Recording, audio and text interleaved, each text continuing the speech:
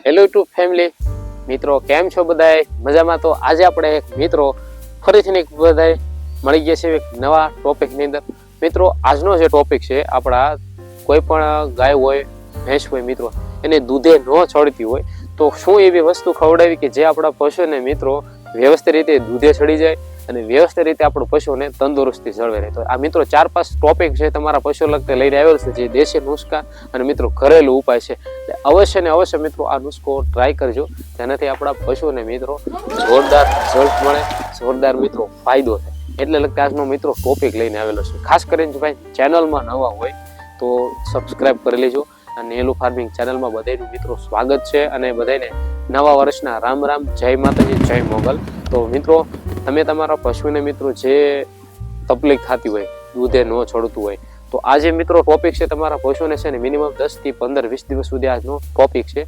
તમારે રેગ્યુલરી અને ખાણની અંદર ઉપયોગ કરવાનો છે.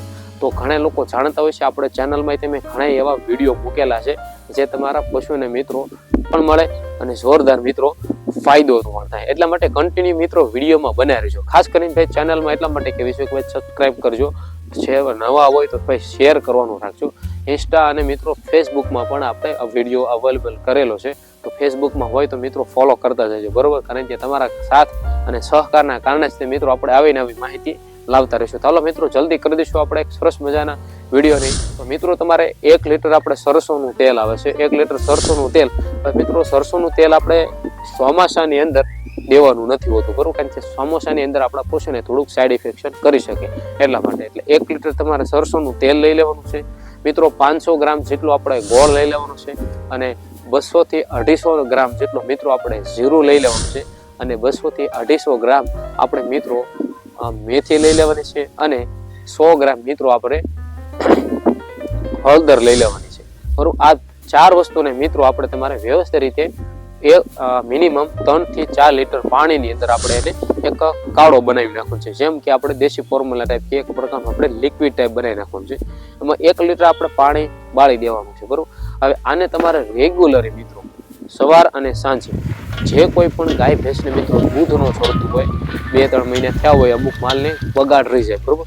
ઝીણો બગાડ હોય તો પશુને દૂધ નીકળવામાં થોડી તકલીફ પડે. એનું કારણ છે કે બગાડના કારણે આપણું પશુ દૂધે ઘટી જાય, નીણ પણ અમુક ટાઈમે માલ આપણું ઓછું થાય, થોડો ઘણો વિકાસની ખામી રહી જાય. તો એવી તકલીફ ન થાય એટલા માટે તમારે આને રેગ્યુલરી સવાર સાંજ 2 ટાઈમ ખાંડની અંદર જે આપણે માપ હોય છે 200 થી 250 ગ્રામનું માપ રેગ્યુલરી ખાંડની અંદર તમારે નાખવાનું હોય છે, સરસ મજાની રીતે. એટલે જે તમારા પશુને ક્યારેય મિત્રો દૂધ ઘટવાની શક્યતા નહીં રહે ને તમારું પશુ વ્યવસ્થિત દૂધે જળવાય છે. એટલે તમારે આ ટોપિક એકવાર અજમાવી લેજો. વધારે કાંઈ નહીં, મળીશું આપણે એક હવે સરસ મજાના વિડીયોની અંદર. માહિતી કેવી લાગી હોય તો ભાઈ ચેનલમાં નવા હોય તો અવશ્ય સબસ્ક્રાઇબ કરી લેજો અને ખાસ કરીને મિત્રો વિડીયોને શેર કરવાનું રાખો, જેનાથી આપણા ગુજરાતની અંદર આપણા જેટલાય પશુપાલન ભાઈઓ છે એને માહિતી સારી મળે, નોલેજેબલ મળે. એટલા માટે વિડીયોને મિત્રો પૂરો જોજો, જેનાથી તમને માહિતી સારી મળે. એટલા લગતે સરસ મજાનો વિડીયો લઈને આવતો છું. બસ વધારે કાંઈ નહીં, મળીશું આપણે સરસ મજાના નવા વિડીયોની અંદર. જય જવાન, જય કિસાન સાથે મળીએ આપણે નવા વિડીયોમાં.